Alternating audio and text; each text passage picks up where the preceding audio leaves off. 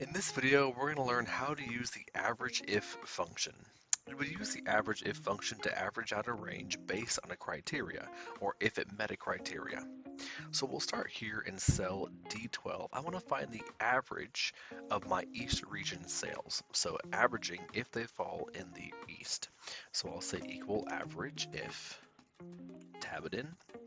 Here I have three arguments: range, criteria, and average range. So first of all, my range where my criteria is going to be found, which is going to be here in column C.